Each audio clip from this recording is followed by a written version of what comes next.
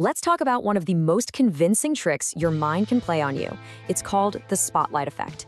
You know that super intense, uncomfortable feeling that every single person is watching your every move? We're gonna get into exactly why that happens and, way more importantly, what you can actually do about it. I mean, you know the feeling, right?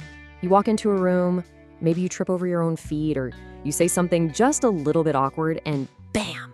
It feels like a giant, blinding spotlight just switched on, and you're the star of the show for all the wrong reasons. And here's the thing you have to get right from the start. That feeling, it's 100% real. It's powerful. But the audience, the sea of judging faces you're picturing in your head, well, that's often just an illusion, a crowd your own mind created. Okay, so let's dive into our first section, the feeling of being watched. Because this whole imaginary audience thing, it's not just some phase you go through as a teenager. Nope, it follows a lot of us right into adulthood, and it shapes how we act in some really big ways.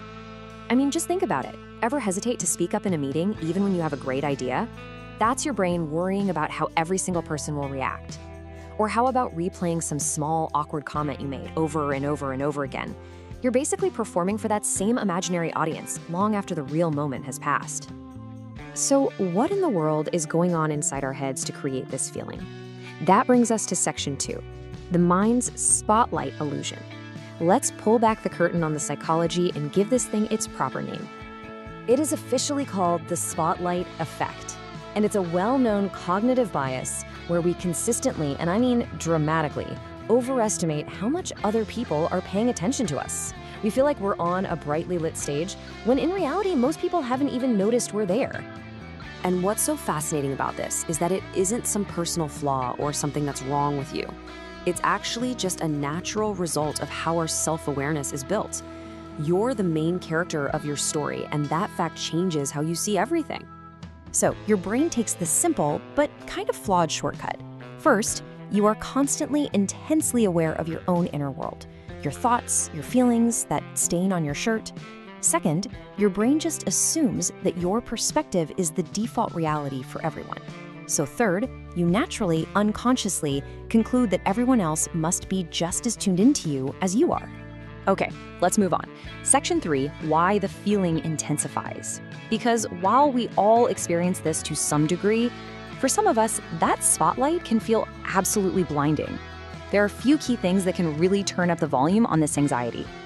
If you deal with social anxiety, for instance, your brain is already on high alert, constantly scanning for judgment. If you have low self-esteem, you tend to project your own inner critic onto other people, assuming they're just as harsh. And for perfectionists, any tiny little flaw can feel like a massive public failure, making that imaginary audience seem extra critical. All right, section 4, the truth about attention. We know the feeling is real, and we know what makes it worse.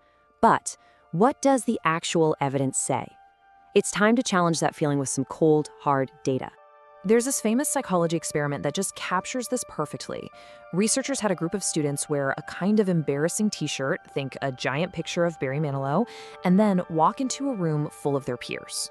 After they left, they were asked, "So how many people do you think noticed your shirt?" And as you can see, their estimates, the perceived attention, were way up here. They thought it was so obvious.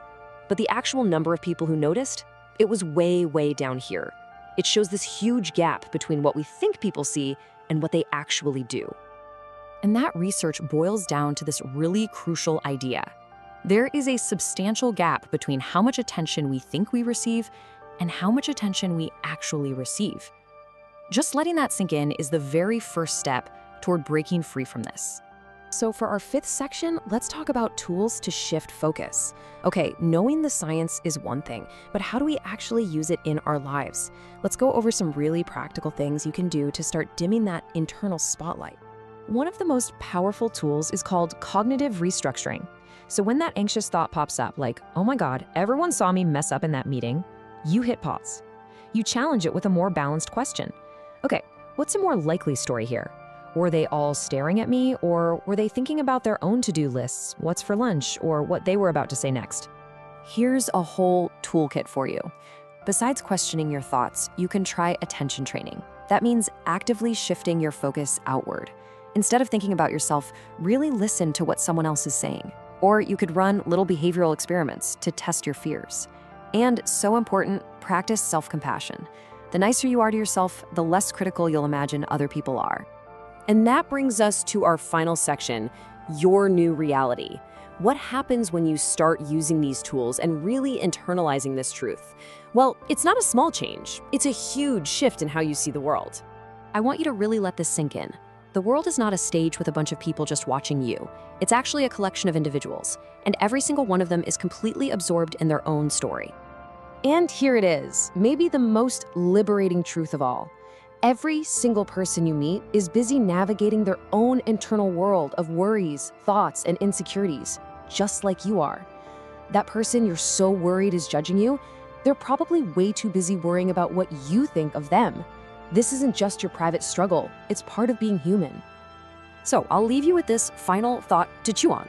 What if the freedom you've been looking for isn't about changing who you are or becoming perfect? What if it's just about realizing you can step out of a spotlight that was never really on in the first place?